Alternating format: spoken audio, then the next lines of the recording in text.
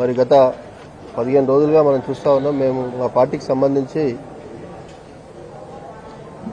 యువజన విద్యార్థి విభాగం ఆధ్వర్యంలో సరూర్నగర్ గ్రౌండ్లో ఒక కార్యక్రమం ఏర్పాటు చేసుకోవడం జరుగుతూ ఉంది.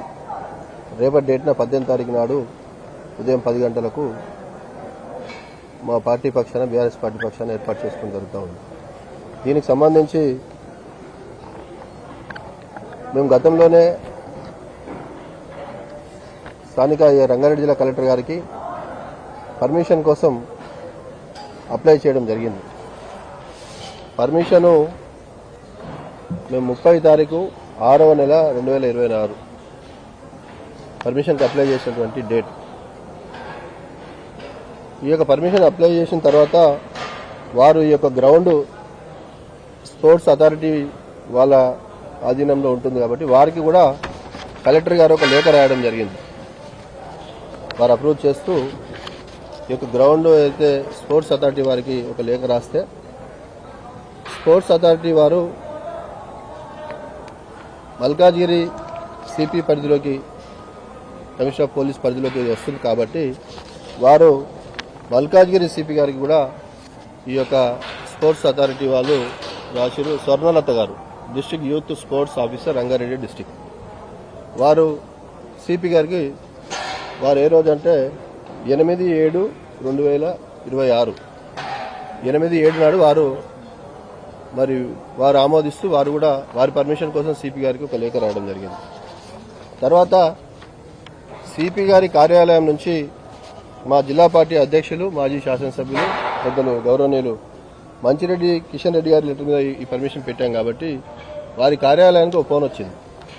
మరి ఏం చెప్పారంటే, మీరు కూడా డైరెక్ట్గా ఒకటి అప్లై చేయండి పర్మిషన్కి సంబంధించి అని చెప్తే మళ్ళీ 13/7/2026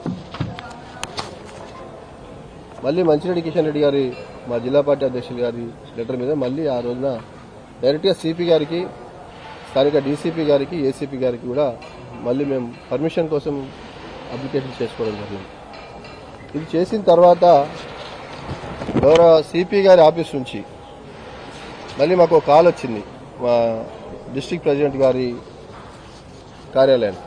వాళ్ళు ఏమడిగారంటే, అక్కడ కొన్ని వసతులు ఏర్పాటు చేయాల్సి ఉంది, అవన్నీ చేయండి, చేస్తే పర్మిషన్ ఇస్తామని చెప్పడం జరిగింది.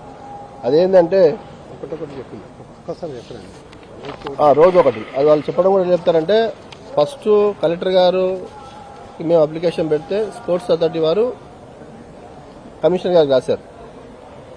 ఆ తర్వాత మళ్ళీ కొన్ని రోజులు గ్యాప్ ఇచ్చి లేలే మీరే డైరెక్ట్గా మాకు అప్లికేషన్ పెట్టండి అని సిపి గారి కార్యాలయం నుంచి మళ్ళీ మా అధ్యక్షుల వారికి వస్తే ఒకరోజేమో మీరు డైరెక్ట్ అప్లికేషన్ పెట్టమని చెప్పారు.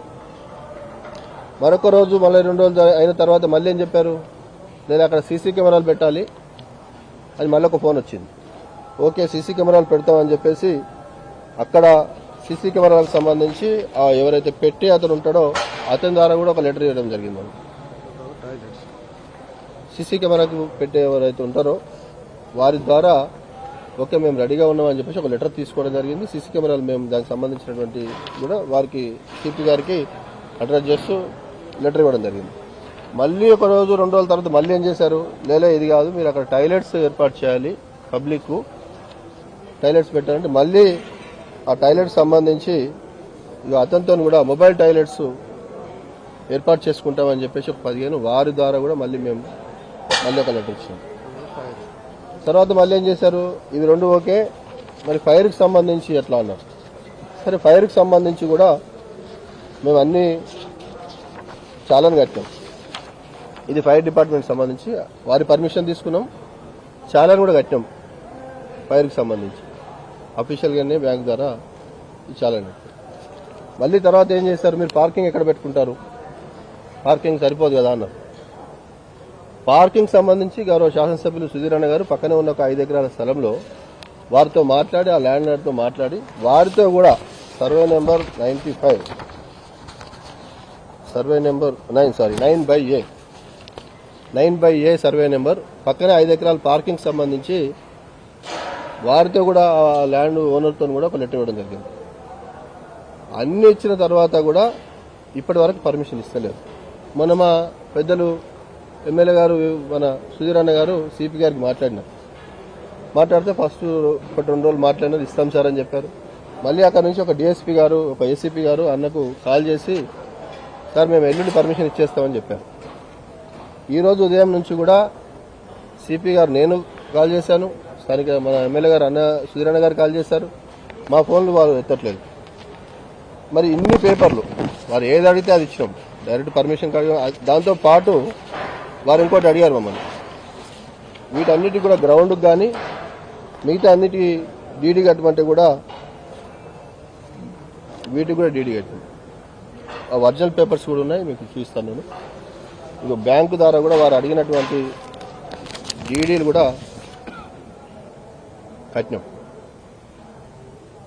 టాయిలెట్స్ కావచ్చు ఏర్పాటు చేస్తామని చెప్పినాం, సీసీ కెమెరా ఏర్పాటు చేస్తామని చెప్పినాం, అదే రకంగా ఫైర్ సంబంధించి ఏర్పాటు చేస్తామని చెప్పినాం, పార్కింగ్ సంబంధించి అడిగితే కూడా ఇచ్చినాం. లేదా వీటన్నిటికీ అఫీషియల్గా డీడీ కట్టాలంటే కూడా అన్నిటి కూడా 88,000 ఒకటి, అదే రకంగా 20,000 అన్నీ కూడా డీడీలు కూడా కట్టి మేము రెడీగా పెట్టుకున్నాం. ఉదయం వరకు కూడా ఆశించినాం వీళ్ళు పర్మిషన్ ఇస్తారని చెప్పేసి. మాకున్న సమాచారం ఇది డైరెక్ట్గా ముఖ్యమంత్రి గారి కార్యాలయం నుంచే సిపి గారికి ఆదేశాలు, పోలీస్ డిపార్ట్మెంటు పర్మిషన్ ఇవ్వకూడదు అని చెప్పేసి ఒత్తిడి ఉందని చెప్పేసి కూడా మాకున్న పరిచయాల ద్వారా తెలుస్తూ ఉంది. పోలీస్ డిపార్ట్మెంట్లో మాకు ఉన్నటువంటి పరిచయాల ద్వారా వాళ్ళు కూడా చెప్తా ఉన్నారు.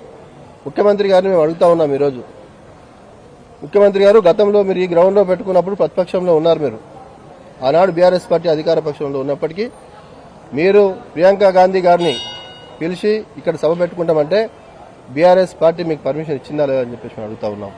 ఆనాడు మీరు ఇక్కడ సభ పెట్టుకున్నారా లేదని మేము అడుగుతా ఉన్నాం.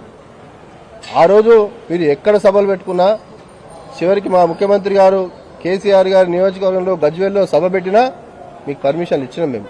ఈరోజు ఎందుకు భయం అవుతుంది మీకు?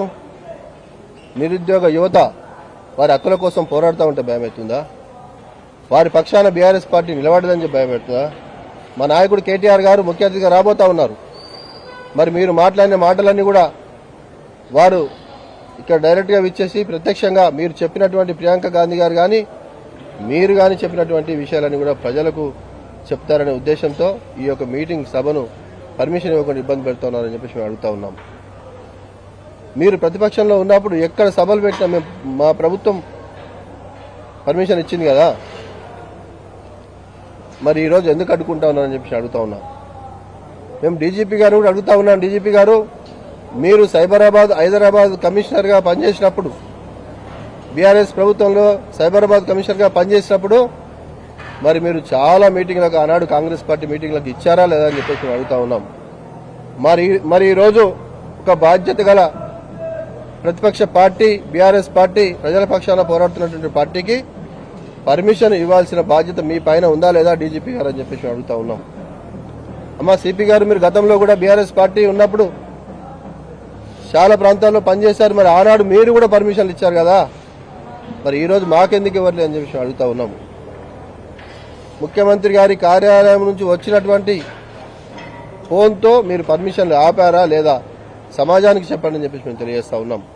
మొన్న మేము కలిసే ఉన్నాం, సుధీర్ రెడ్డి గారు ఫోన్ చేస్తే ఒక ఏసీపీ గారితో ఫోన్ చేయించి సిపి గారు చెప్పిన మాట ఎల్లుండి పర్మిషన్ ఇస్తున్నాం. ఈరోజు మీరు పర్మిషన్ ఇవ్వకుండా సభను అడ్డుకుంటామంటే అది మీ మూర్ఖత్వం అవుతుంది. మళ్ళీ చెప్తా ఉన్నాం, మీరు ఇట్లాంటి పిచ్చి చేష్టలు చేస్తే తెలంగాణ యువత తిరగబడే రోజు వస్తుంది, తెలంగాణ సమాజం అంతా కూడా తిరగబడే రోజు వస్తుంది. మీలాగే సమైక్య రాష్ట్రంలో మీలాగే ఇబ్బంది పెట్టే ప్రయత్నం చేస్తే చాలా సభలు చేసుకున్నాం, తెలంగాణ రాష్ట్రాన్ని తెచ్చుకున్నాం.